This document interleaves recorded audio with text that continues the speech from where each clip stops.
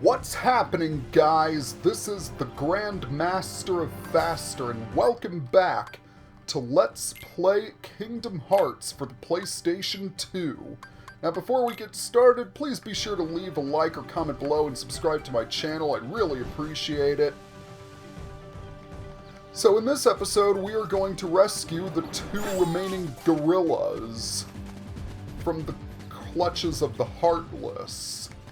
And they are located in the climbing trees and the treehouse. The good news is we can reach both relatively easily. All we have to do is a little vine swinging.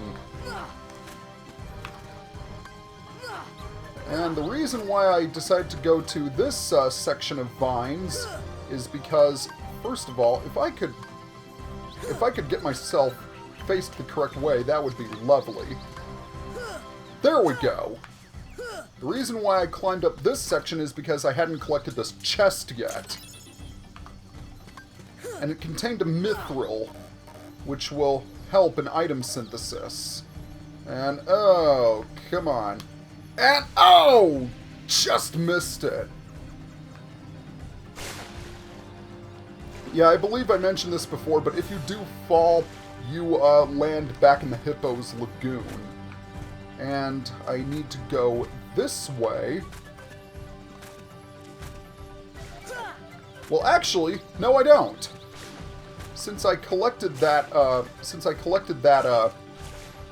mithril, I can just go to the other section.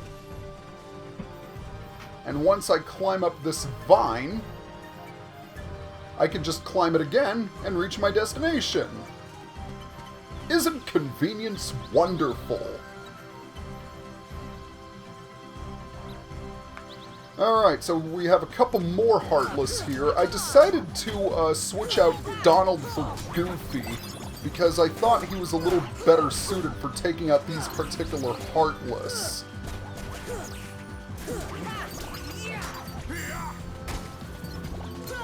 One thing I forgot to mention about Power Wilds is that when you beat them, they have a chance of dropping power shards, which are extremely helpful things to have because you're going to need a lot of them once you unlock item synthesis.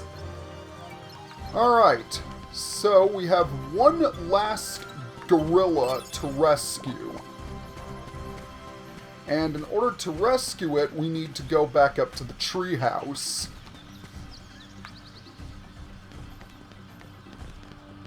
Now, while I'm walking, I guess it wouldn't hurt to share my opinions on Tarzan, the actual film. As far as my opinions go for Tarzan, it's okay. Not the best film by any means, but certainly not the worst. Well, maybe okay isn't quite the right word to describe it. I think it's above average. I definitely think there are more good things in it than bad. The good thing being the animation. I mean, if you look at the animation and how Tarzan surfs on the trees, it is just breathtaking to watch. And it makes sense that the animation is so good because at the time Tarzan was being made, it was the most expensive animated film ever produced. Until Tangled surpassed it. So what else do I like about Tarzan? Well, I like the characters, but more specifically, I like Tarzan and Jane, and how they work off one another. The way they act is very believable because Jane is in an environment that she's not used to, and Tarzan is in an environment that he's used to, yet there are some things that he is introduced to that he is not used to, namely being people. Okay, I realized I confused myself, but my point still stands. The characters are really good. Well, with the exception of Clayton. Honestly, I really don't know why they made him the bad guy. because he's pretty boring as far as Disney villains go. In my opinion, they should have made Sabor the villain, because she was the one who killed Tarzan's parents. Why couldn't they make her like a Scar-type villain, or like Shere Khan? That would have been really, really cool. Also, I'm not the biggest fan of the songs. Well, it's not that I don't like the songs, I think they're alright. It's just that I don't like the fact that Phil Collins is singing them. And that's probably because I'm not the biggest fan of Phil Collins to begin with. And believe it or not, I'm not in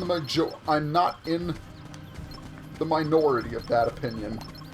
Well, I'm not going to talk about rock musicians, I'm going to talk about the film. But yeah, the animation is great, the characters are great. I wish some of them got a little bit more depth, but what can you do? I still think it's an alright film. But that's the thing, it's only alright. I think it could have been so much better. But chances are, if you do see Tarzan, I'm pretty sure you'll enjoy it.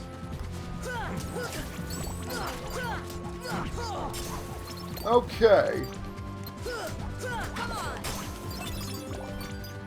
So, now that we have rescued all the gorillas, let's head back into the tent and talk to Jane. I do hope Mr. Clayton is safe.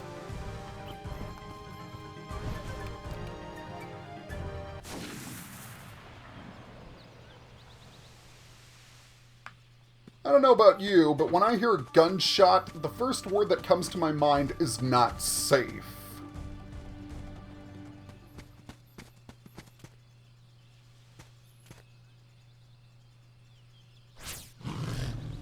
Oh, hi there, Sabor. So, is it possible that Sabor got Clayton? Well, in any case, this is the last time we have to fight Sabor. And she's got a bit more HP than when we fought her last time. But she does have a new trick. She can hide in the bamboo and then ambush you. But aside from increased HP, she's no different than before, Sabor. Alright. So she really should not take that long to defeat. Of course, if I could just get a hit on her, that would be lovely. And, ow!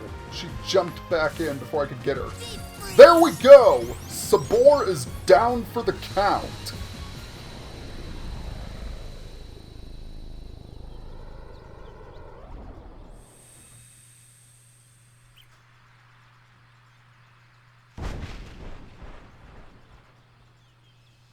And for defeating Sabor, we earned the White Fang, which is a very nice piece of equipment, if I do say so myself.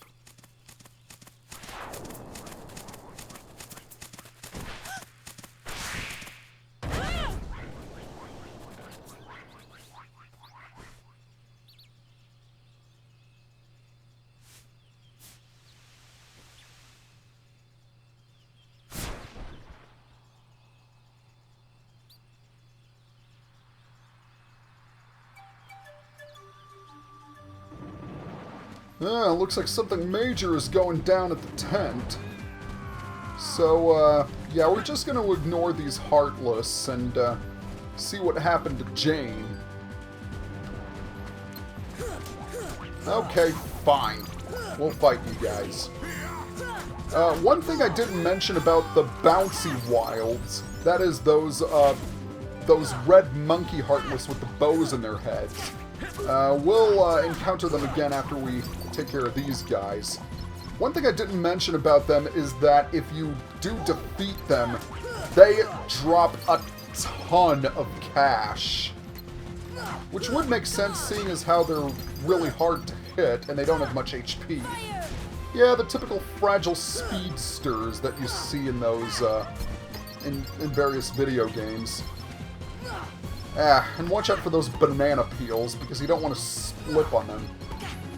You know what those banana peels remind me of? They remind me of those green garbage can ghosts in Luigi's Mansion that always dropped banana peels. And when you slipped on them, you would lose some of your cash. That's kind of the vibe I'm getting from those bouncy wilds. But anyway, let's head back into the tent once again. Hey, where's Jane? What's wrong, Tarzan? Something coming. Jane, danger. Jane near treehouse. Sounds like trouble. Let's go. Okay, so once again we have to go all the way back up to the treehouse. Don't you just love backtracking? The good news is that we're almost done with this world.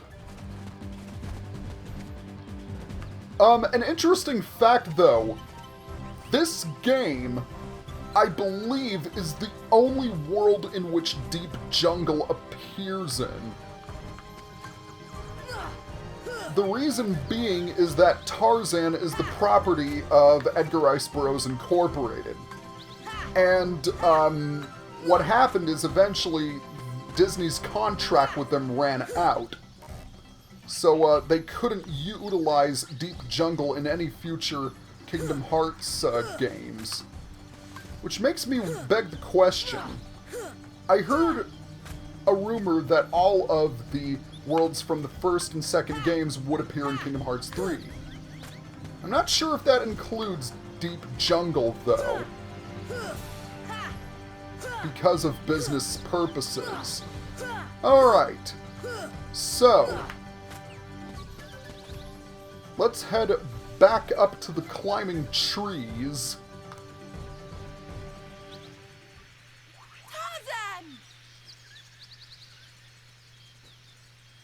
That big black fruit looks suspicious. Yes, it does. This big black fruit, to be specific. Now, here's the deal.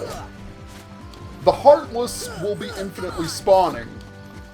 What you have to do is you have to whack that big black fruit on the tree trunk, while Donald, Tarzan, or Goofy distract the Heartless. It shouldn't really take that long. In fact, it's already done.